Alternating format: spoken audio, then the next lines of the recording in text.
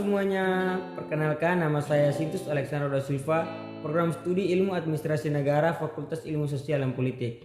Pada kesempatan yang baik ini, saya akan memaparkan materi mengenai sistem politik yang ada di Indonesia. Sebelumnya, saya membuat video ini untuk proyek ujian akhir semester mata kuliah Sistem Politik Indonesia. Tidak memperpanjang kata, langsung saja masuk ke pembahasannya. Sebelum kita mendalami lebih lanjut mengenai sistem politik yang ada di Indonesia, terlebih dahulu kita harus paham mengenai sistem politik.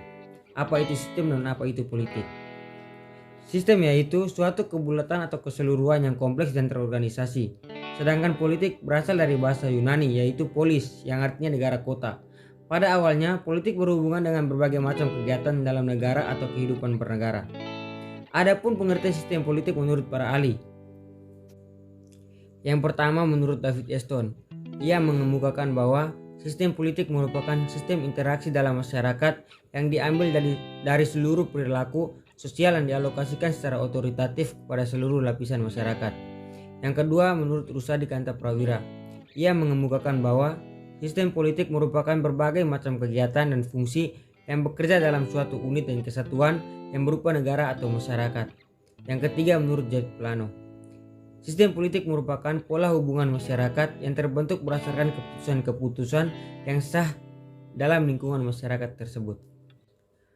Pernyataan tersebut memberi makna bahwa sistem politik adalah hal penting untuk dipelajari dan dipahami secara mendalam oleh para intelektual muda atau para mahasiswa.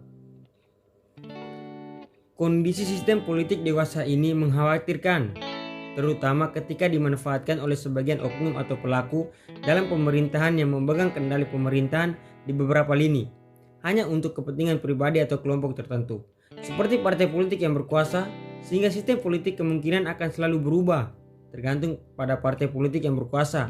Padahal siapapun yang berkuasa, partai apapun yang berkuasa, dan dari golongan manapun yang berkuasa, sistem politik Indonesia harus tetap sama selama masih dapat dipakai. Dengan demikian, proses pembangunan politik tidak akan terhambat tanpa pengaruh oleh para pemegang kekuasaan membesar dari bangsa dan negara untuk mengartikulasi aliran darah bagi tumbuh dan berkembangnya berbagai aspek kehidupan bernegara. Aspek-aspek yang dimaksud meliputi aspek ideologi, aspek politik, aspek ekonomi, aspek sosial budaya, hukum, dan hankam.